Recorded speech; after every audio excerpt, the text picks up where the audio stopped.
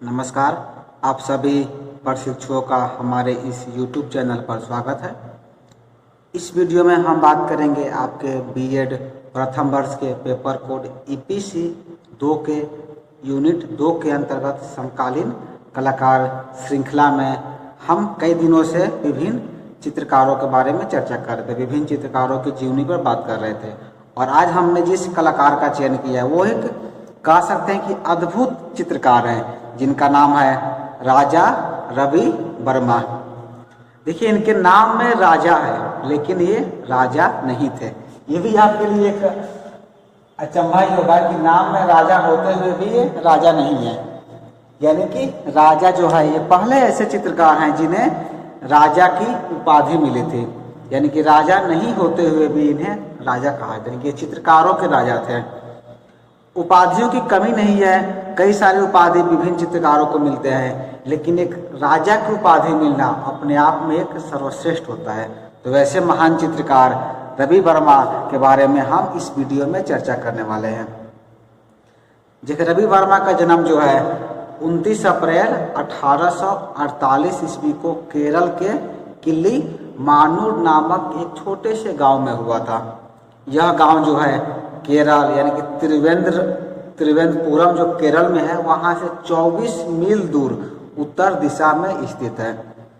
जिस राज परिवार में जो है रवि वर्मा का जन्म हुआ था, उसका जो त्रावणकोर रियासत से उससे भी उनका संबंध इस मामले में था कि राजा रवि वर्मा के जो चाचा थे, उनके चाचा का नाम था श्री राज वर्मा। श्री राज वर्मा जो है एक सफल व्यक्ति चित्रकार थे, यानी कि पोर्ट्रेट आर्टिस्ट है। पोर्ट्रेट आर्टिस्ट कहने का अर्थ यह हुआ ऐसा चित्रकार जो किसी भी व्यक्ति का चेहरा बहुत ही बेखूबी, बहुत ही बेहतरीन ढंग से बना सके, उससे हम लोग कहते हैं व्यक्ति चित्र आर्टिस्ट, यानी कि पोर्ट्रेट आर्टिस्ट, पोर्ट्रेट कलाकार। तो इनके जो चाचा थे, जिनका नाम मैंने बताया आपको राज वर्मा, वो एक सफल पोर्ट्रेट आर्टिस्ट है। इसीलिए जो है 14 साल की उम्र में, जब राजा रवि वर्मा 14 साल के थे, तभी इनको इनके जो चाचा थे इनको लेकर के राजमहल में गए। क्योंकि उस समय क्या था, राजा का वो चलता था, तो राजा के अधीन चित्रकार रह करके अपने कार्यों को संपन्न किया करते थे। तो जब इनके चाचा ने इनके अंदर चित्रकला के गुण देखे, चित्रकारी, चूंकि बचपन से ऐसा माहौल रहा इनके घर में, चाचा चित्रकार थे तो घर में भी चित्रांकन कार्य होता था, तो रवि वर्मा भी उसमें अपनी सहभागिता देते थे। तो जब उन्हें लगा कि ये चित्रकार के गुण इनके अंदर है, तो चित्रकला को गुण को और निखारने के लिए वो इनको लेकर के राजा के दरबार में गए और वहाँ रह करके राजा रवि वर्मा चित्रकारी करना शुरू कर दिए। यानी कह सकते हैं कि इनकी कला शिक्षा जो है किसी विश्वविद्यालय या महाविद्यालय में प्राप्त नहीं हुई थी, बल्कि इनके अपने चाचा के द्वारा प्राप्त हुई थी। और इनके पहले कला गुरु आप कह सकते हैं कि इनके चाचा थे, जो कि इन्हें घर पर सिखाते थे। उसके उपरांत ये राजा के दरबार में गए और वहाँ रह करके चित्रों का निर्माण करना इन्होंने शुरू कर दिया। 1868 ईस्वी में, यानी कि 1868 ईस्वी में जो है राजा के दरबार में एक अंग्रेज चित्रकार का उस समय आगमन होता है, जिसका नाम है थियोडोर जेनसन। थियोडोर जेनसन जो है राजा के निमंत्रण पर वो इनके दरबार में आता है और वो क्या करता है, अपने साथ तैल रंग यानी कि ऑयल कलर भी वो लेकर आया रहता है, ऑयल कलर। उस समय देखिए भारत में जो है ऑयल कलर के बारे में बहुत ज़्यादा लोगों को ज्ञात नहीं था और ऑयल कलर का प्रयोग भी कोई नहीं करते थे। तो जब राजा रवि वर्मा ऑयल कलर को देखते हैं तो उन्हें इसकी सीखने की इच्छा बहुत तीव्र जागृत हो जाती है।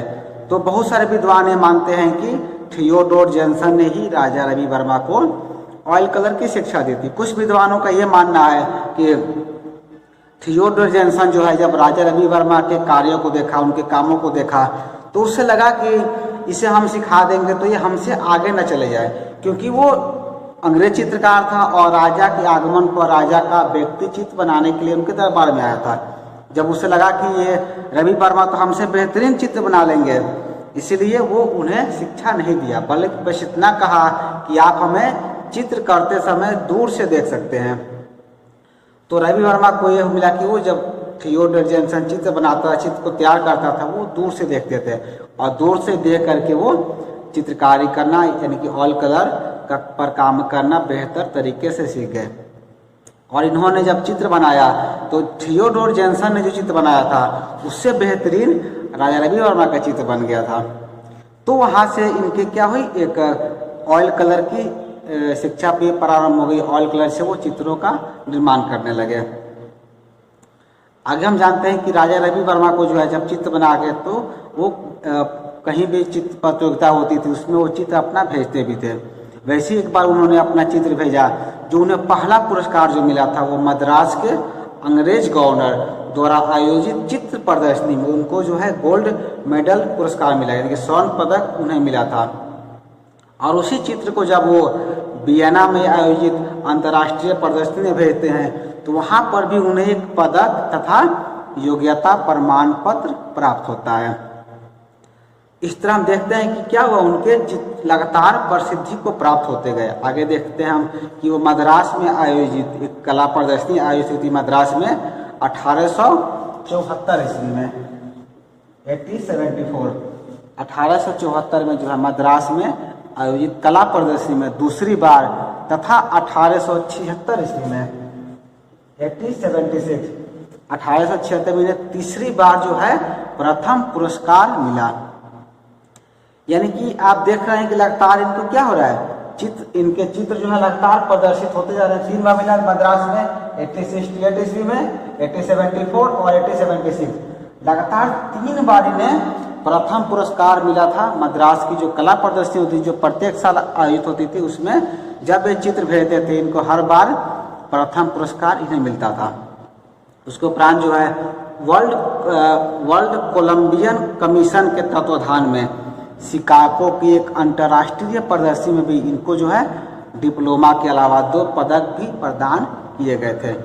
इन्होंने जो है ब्रिटिश प्रशासकों यानी कि मद्रास के governor Duke of Buckingham Lord Ampthill तथा राज परिवारों के कई सदस्यों के उन्होंने व्यक्ति चित्र बनाए। और 1880 ईस्वी में पूना में आयोजित प्रदर्शनी में इनके काम को काफ़ी सराहा गया था। यानी कि आप कह सकते हैं कि थियोडोर जैनसन उस समय भारत आता था किसी का व्यक्ति चित्र बनाने के लिए, लेकिन उसके उपरांत जो है जो अंग्रेज जो जैसे मैंने कहा ही आपको, जो मद्रास के उस समय गवर्नर थे जिनका नाम था ड्यूक ऑफ बकिंघम लॉर्ड एम्पटहिल, उनका जो राज परिवार था उस सभी राज परिवारों का चित्र अब राजा रवि वर्मा बनाने लगे। इनकी प्रसिद्धि इतनी ज़्यादा हो गई थी। राजा रवि वर्मा के चित्रों का जो अंकन का तरीका था कहा जाता है कि बहुत हद तक विदेशी था, एकदम बिल्कुल अंग्रेजों के जैसा। चूँकि सीखे भी तो अंग्रेज से ही थे, इसीलिए क्या था जो चित्र बनाते थे उसमें अंग्रेजों का प्रभाव भी दिखता था। लेकिन भले ही अंग्रेजों का प्रभाव इनके चित्रों में दिखे, लेकिन जो इनके चित्र के विषय होते थे यानी कि जो टॉपिक होता था वो प्योर भारतीय रहता है, प्योर इंडिया रहता था। क्योंकि इन्होंने जितने भी देवी देवता के चित्र बनाए हैं जैसे कि शकुंतला, दुष्यंत, रामकृष्ण, जटायुवध और सरस्वती, लक्ष्मी, बहुत सारे चित्र बनाए। सब में क्या होता है, हमें आप देखेंगे चित्रों को तो उसमें विदेशी प्रभाव तो दिखेगा, लेकिन विषय जो है हमेशा से भारतीय ही रहा है। आगे हम जानते हैं कि इनके जो चित्र ये बनाते थे इनको तो पर्याप्त ख्याति तो मिल ही रही थी। दूसरी ओर समीक्षकों द्वारा लगातार इन्हें उल्लेखना भी प्रदान की जा रही थी। यानी कि इनके एक तरफ इनका 2 कालखंड एक साथ चलता है। एक कुछ लोग थे जो इनके चित्रों की तारीफ कर रहे थे, इन्हें पुरस्कार दे रहे थे, और कुछ ऐसे भी लोग थे जो इनके चित्रों को लगातार उल्लेखना कर रहे थे। उस समय के प्रसिद्ध जो कला समीक्षक थे, एक समीक्षक का मुझे नाम याद आ रहा है, E.V. हवेल, उन्होंने उन पर कटाक्ष करते हुए कहा था, E.V. हवेल ने कहा है कि अत्यंत कल्पना प्रवण भारतीय काव्य तथा रूपक कथाओं को चित्रित करते समय काव्यात्मक गुणों के पीड़ाजनक अभाव होने का लक्षण हमें दिखाई देता है। ये कहना है आपके E.V. हवेल का। उसी तरह एक और कला आलोचक थे जिनका नाम आप सभी जानते होंगे, आनंद कुमार स्वामी। आनंद कुमार स्वामी लिखते हैं कि राजा रवि वर्मा के चित्रों में कल्पना का अभाव है, यानी कि कोई भी इमेजिनेशन नहीं है। फिर भी रवि वर्मा के चित्रों का अपना महत्व है। ये उस समय के जो प्रसिद्ध कला समालोचक थे उनके द्वारा राजा रवि वर्मा पर आरोप लगाए जा रहे थे, क्योंकि इसका एक दूसरा वजह यह था कि उस समय बंगाल शैली का अपना एक धूम मच रहा था। बंगाल शैली उस समय कह सकते हैं जन्म ही ली थी, और जितने भी कला समालोचक थे, कला आलोचक थे, वो बंगाल शैली को पूरा कह सकते हैं कि सपोर्ट कर रहे थे। और उन सभी से हटकर, यानी कि बंगाल शैली से हटकर राजा रवि वर्मा अपनी एक अलग शैली विकसित करते हैं, इसीलिए इनको जो है लगातार उल्लेखना भी मिल रही थी। हम आगे जानते हैं कि राजा रवि वर्मा जो है जो चित्र बनाते थे वो बड़े बड़े कैनवासों पर तैल रंगों से चित्र बनाते थे। एक ये भी वजह था इनको विरोध होने का, क्योंकि बंगाल शैली के जो चित्रकार थे वो सभी वाश पेंटिंग में चित्र बनाते थे, वाटर कलर से चित्र बनाते थे, लेकिन राजा रवि वर्मा विदेशी जो मेथड था, ऑयल कलर था, ऑयल कलर से वो कैनवास पर चित्र का निर्माण करते थे। और उन्होंने जितने भी चित्र बनाए हैं वो कहीं ना कहीं पौराणिक कथा से ही संबंधित रहा है। इनके चित्र जो है नाटक के दृश्य की भांति ऐसे बनाए गए हैं जिसमें जो है रंग बिरंगे जो कपड़े पहन करके सभी किरदार इन्हें दिखाई देते हैं। किरदार दौड़ रहे हैं, बैठे हैं, चल रहे हैं, वो सभी एक नाटक की भांति होते हैं। जैसे कि आप नाटक, कोई भी आप नाटक देखते हैं स्टेज पर, तो कैसे कोई भी किरदार होते हैं रंग बिरंगे कपड़े पहन करके आपके सामने अपनी कला का प्रदर्शन करते हैं, ठीक उसी प्रकार राजा रवि वर्मा के चित्रों में भी हमें दिखाई देता है। जो भी किरदार थे वो कई विभिन्न तरह कपड़े पहन करके वो दिखाई देते थे। जैसे उनका चित्र है सत्यवादी राजा हरिश्चंद्र, शकुंतला श्री कृष्ण, शकुंतला श्री कृष्ण और बलराम, रावण और जटायु। ये सब चित्र में क्या देखते हैं हम? जब हम इन चित्रों को देखते हैं तो इनकी जो कथाएं हमारे मस्तिष्क में पहले से विद्यमान है, जिसे हम आज तक पढ़ते आ रहे हैं, वो सभी हमारे समक्ष साक्षात रूप में दिखने शुरू हो जाते हैं। राजा रवि वर्मा ने जो है अपने चित्रों में गहरे, चटकीले और चमकदार रंगों का प्रयोग किया है। देखिए राजा रवि वर्मा का तो इतना तो आप कह सकते हैं कि बेहतरीन काम किए, हिंदू देवी देवताओं का चित्र बनाए। इन्हें समालोचक जो थे, कला समालोचक थे, इन पर कटाक्ष भी किया करते थे, लेकिन इतना ही नहीं रहा, इन पर जो है हिंदू देवी देवताओं के अपमान का भी आरोप लगा। उन्हें चित्रों को बनाकर बेचने का आरोप लगा, क्योंकि एक पक्ष तो हमसे छूट ही जा रहा है कि राजा रवि वर्मा जो है चित्र जो बनाते ही थे, अपने चित्रों को बनाने के उपरांत तो उसे प्रिंट करके वो मार्केट में बेचा भी करते थे। यानी कि इन्होंने कैलेंडर आर्ट का भी शुरुआत किया। आज भी हमारे और आपके घरों में जो कैलेंडर आप लोग देखते हैं, जो हिंदू देवी देवताओं का कैलेंडर जो आप आसानी से मार्केट से खरीद कर लगाते हैं, वो सभी की शुरुआत राजा रवि वर्मा के द्वारा ही की गई थी, जिसका भी उन्हें बहुत भारी विरोध सहना पड़ा। उन पर केस भी हुआ, बहुत दिन तक वो हवालात में भी रहे, जेल भी गए। तो कई तरह के कालखंड को इन्होंने देखा। इनके जो प्रिंटिंग प्रेस था, उस प्रिंटिंग प्रेस को भी आग लगा दिया गया ताकि चित्रों को प्रदर्शित नहीं कर सके। फिर भी कहा जाता है ना कि जब आपके मन में लगन हो, आप कुछ करना चाहते हैं तो वो काम आप करते ही हैं। राजा रवि वर्मा ने भी किया, चित्र बनाए, चित्रों को प्रदर्शित भी किया। उनके तो जब उनके प्रिंटिंग प्रेस पे जब आग लगा था तो इनके कई हजारों चित्र जलकर खत्म हो गए। फिर भी आज जो चित्र हमें प्राप्त होते हैं वो अतुलनीय हैं, अकल्पनीय हैं।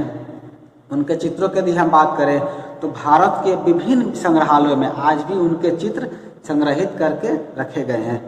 उनका चित्र जो है एक श्री चित्रालय गैलरी जो कि त्रिवेंद्रम केरल में है, वहाँ पर उनके चित्र रखे गए हैं। उसके अलावा बड़ौदा के लक्ष्मी विलास महल, मैसूर के राजमहल, उदयपुर के राजमहल, सालारजंग म्यूजियम जो कि हैदराबाद में है, उसके अलावा राष्ट्रीय आधुनिक कला संग्रहालय जो कि जयपुर हाउस नई दिल्ली में है, वहाँ पर भी उनके चित्र हमें आज भी देखने को प्राप्त होते हैं।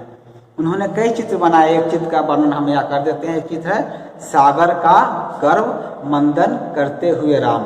यह चित्र जो है चित्रशाला मैसूर में रखा हुआ है। इस कृति में उन्होंने राम लंका पर आक्रमण करने के विचार से सागर को पार करना चाहते थे, परंतु पुल बनाने का प्रयत्न उमड़ते सागर के कारण विफल हो रहा था। सेतु बनाने के प्रयास में सहयोग न करने पर राम सागर के देवता वरुण के प्रति क्रुद्ध प्रतिक्रिया व्यक्त करते हैं। वरुण देवता तथा उनके अनुचर गुस्से हुए राम को शांत करने के लिए, क्रुद्ध राम को शांत करने के लिए आगे की ओर लपकते हुए इस चित्र में दिखाए गए हैं। जब चित्र में आप देखेंगे तो राम जो है जब तीर छोड़ने जाते हैं समुद्र के ऊपर कि हम समुद्र को सुखा करके रास्ता बनाएंगे, तब समुद्र देवता जो आकर बिना विनती करते हैं, और आप सभी जानते होंगे कहानी के अनुसार राम ने उसके बाद पुल का भी निर्माण किया था, और आज भी जाएंगे उस जगह पर तो हमें उसका साक्ष्य देखने को प्राप्त हो जाता है, और वहाँ पर जो समुद्र का जो लहर है वो भी शांत रहता है। उसके अलावा दूसरा चित्र उनका है श्री कृष्ण और बलराम, जो कि चित्रशाला मैसूर में संग्रहित है। इस चित्र में दिखाए हैं कि श्री कृष्ण ने जो है दुरात्मा राजा कंस का वध कर, और राजा कंस का वध अपने भाई बलराम की सहायता से करते हैं और अपने माता पिता को बंदी गृह से मुक्त कराकर बाहर निकालते हैं। और उनकी एक और चित्र है जो कि मुझे स्मरण हो रहा है, जब हम नगमा घूमने गए थे, यानी कि दिल्ली में गए थे, तो वहाँ पर मैंने चित्र देखा था महिला फल लिए हुए। ये भी उनका एक बहुत ही प्रसिद्ध चित्र है, कई बार परीक्षा में इसे पूछा भी जाता है कि महिला फल लिए हुए चित्र किस चित्रकार की कृति है या वो कहाँ पर संग्रहित है। तो महिला फल लिए हुए चित्र जो है राजा रवि वर्मा का है, जो कि राष्ट्रीय आधुनिक कला संग्रहालय नई दिल्ली में सुरक्षित है। तो आज के इस वीडियो में हम चर्चा कर रहे थे भारत के सुप्रसिद्ध चित्रकार, समकालीन चित्रकार राजा रवि वर्मा के बारे में। तो आज के इस वीडियो में इतना ही। वीडियो को पूरा देखने के लिए आपका